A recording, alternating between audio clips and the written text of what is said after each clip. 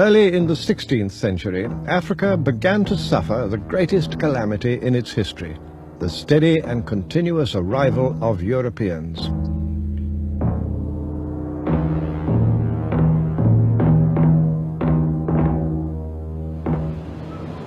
This was one of 43 castles built by 7 European nations along the coast of West Africa.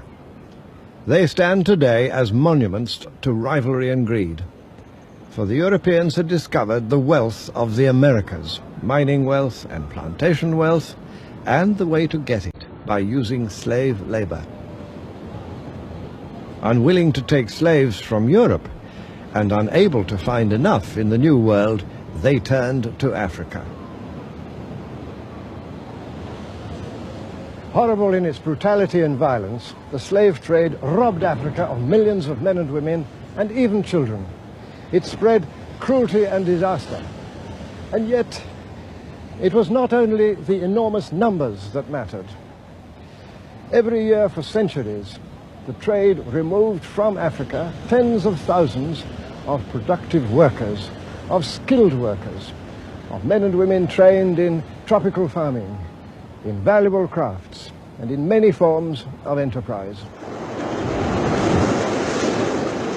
Today, the great Atlantic rollers have long lost their menace, and the forebears of these boys were among the lucky ones. But for millions before them, perhaps as many as 15 millions, this was the last they would ever see of their African homeland. Among the ship's captains there were tight packers and loose packers. Their purpose was the same, to enlarge their profits by landing as many slaves as possible alive in the New World.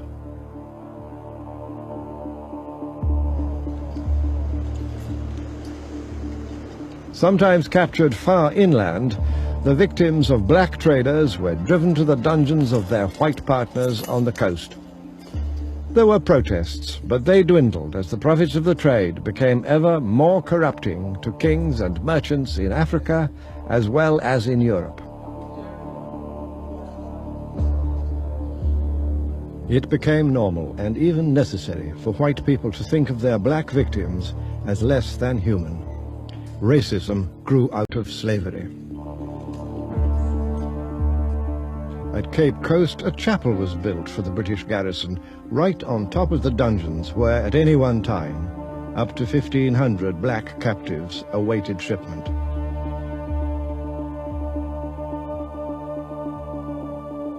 Not even the clergy spoke out against the trade, and some were ready to share in the pickings.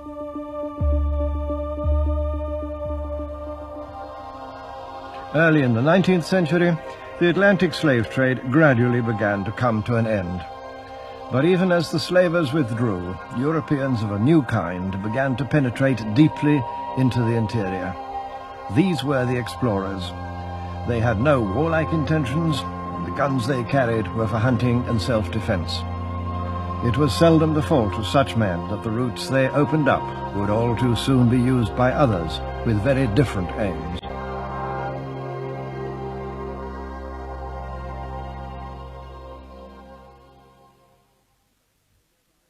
Later generations of explorers would try for the North Pole, or the South, or in our own day, the Moon. But for Mungo Park, Livingstone, Burton, and many others, Africa's legendary lakes and rivers were the great challenge. Above all else, they wanted to unlock the geographical mysteries of the continent. The strange thing about those remarkable men is that they really were only interested, with a few exceptions, in finding things, in gold, in ivory, in geographical information, in land to take. Almost never were they really interested in the humanity of Africa. The great exception was David Livingstone. For the inhabitants of Central Africa, surely the best-loved European ever to set foot in their country. A missionary who became an explorer, Livingstone traced the great Zambezi River from its far inland source to the Indian Ocean, hoping that if he could only prove it to be a navigable waterway, the whole of Central Africa could be opened up to the blessings of the gospel. In 1855, he became the first white man to see the Victoria Falls, soon to be accepted as one of the natural wonders of the world.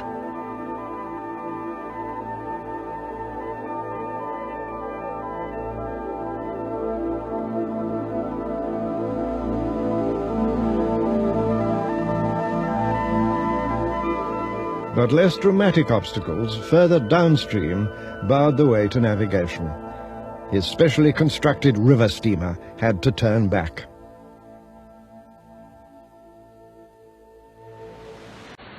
Today, Livingstone's statue stands overlooking the falls to which he gave a name. The inscription says that Dr. David Livingstone discovered the falls. That was in 1855. What happened, in fact, was that African friends of his, with whom he was living some days upstream from here, told him about this amazing sight in their country and brought him to see it. And Livingstone, whose generosity of heart never allowed him to forget what he owed to Africans, was careful to record this in his memoirs.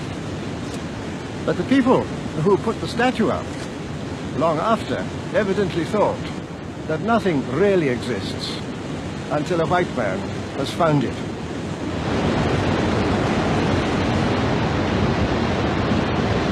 But news of such earthly wonders failed to impress his missionary paymasters in London. To them, Livingstone's journeys and geographical researches were a sign that he was neglecting his work for God. They wanted converts, not waterfalls. He, for his part, found their attitude to the splendors of Africa so narrow that he was driven to resign his membership of the London Missionary Society. His duty, he believed, was to respond to a wider vision. There were plenty of others to do ordinary work, and so indeed there were.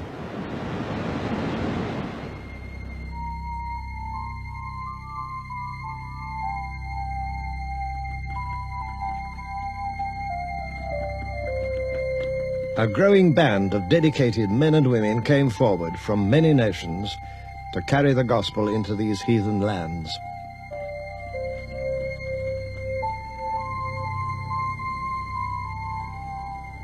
This is the Mangwe Pass, an historic place in the story of the white man's penetration of southern Africa.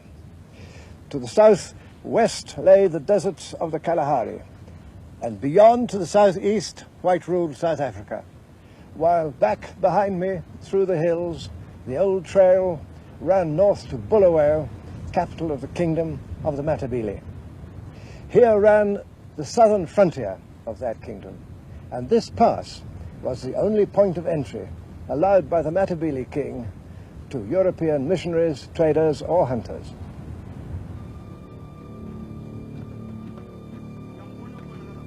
In their attitude to the Africans whom they'd come to convert, most of the missionaries would have been happy to echo the words of Livingstone himself. We come among them as members of a superior race and servants of a government that desires to elevate the more degraded portions of the human family. We are adherents of a benign, holy religion, and may by consistent conduct and wise, patient efforts become the harbingers of peace to a hitherto distracted and downtrodden race. A few thought otherwise. Here are the words of Bishop Tozer of the Universities Mission.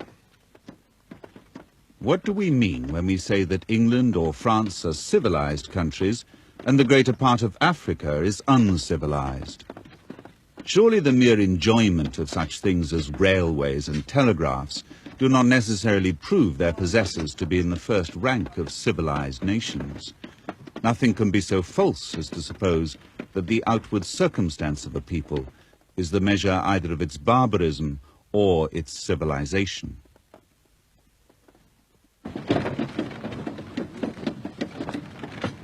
Nevertheless, most missionaries believed that they alone could raise Africans out of their spiritual degradation.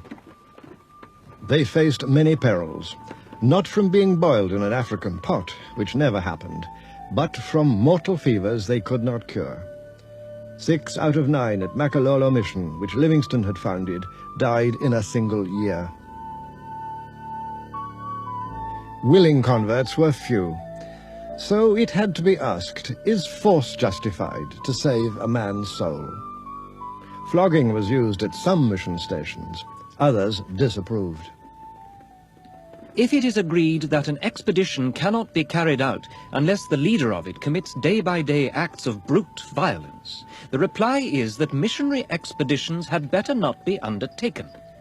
If missions can only be worked by methods which no supporter of the mission would dare to state in detail on a mission platform, then missions had better not be undertaken.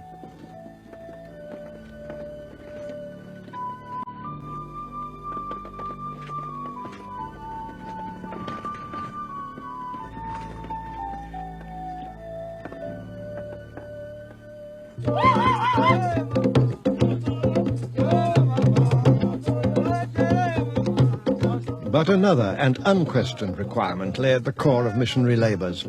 If the gospel message was to be accepted, the spiritual beliefs which formed the foundation of African community life had to be drained of their power and effectively destroyed. What the missionaries had come to do was to convince Africans that they must renounce their beliefs, forget their ancestors, and discard the very fabric of their culture.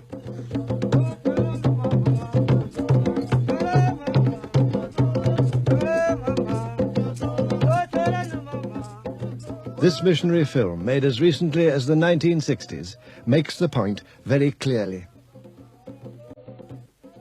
As these women, whose lives have been spent in the dark shadow of fear, listen to the radiant young girls, they wonder at their joy and confidence.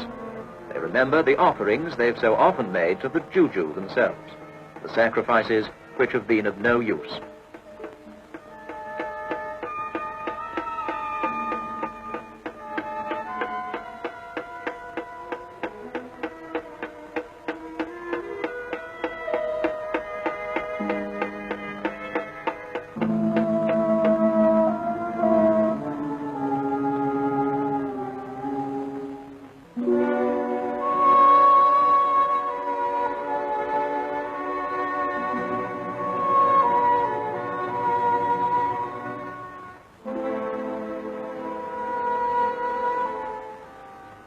I will tell you of a God who does not require our sacrifice. He made sacrifice for us. And she shows to these fear-ridden people the symbol of God's love.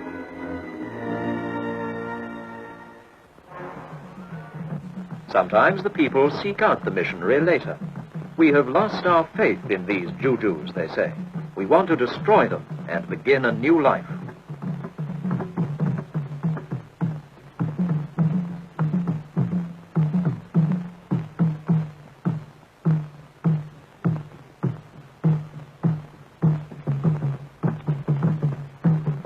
Some rejoice.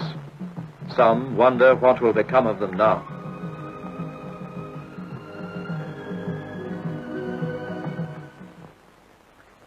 Finally comes the great day when they gather for the baptism service. Students from the training college, girls from the primary school, men and women, one by one they go down into the waters of baptism so that they might be renewed in Christ.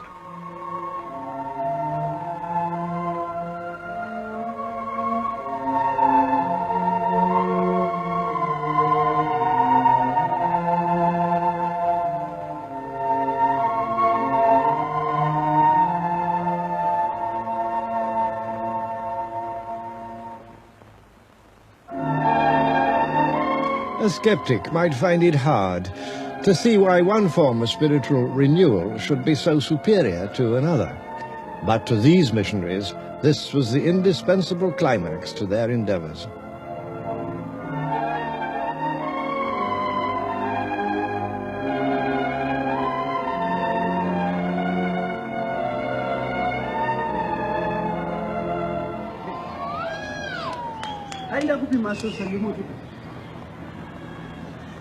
This is a Methodist school called Wadilav in modern Zimbabwe.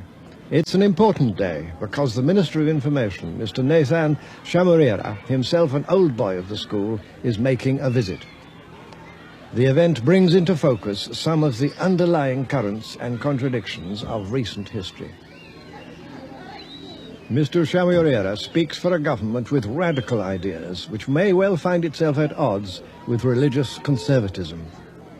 Yet he was educated here and brought up in the religion of white colonial settlers whose contempt for African humanity generally outweighed their Christian commitment to the brotherhood of man.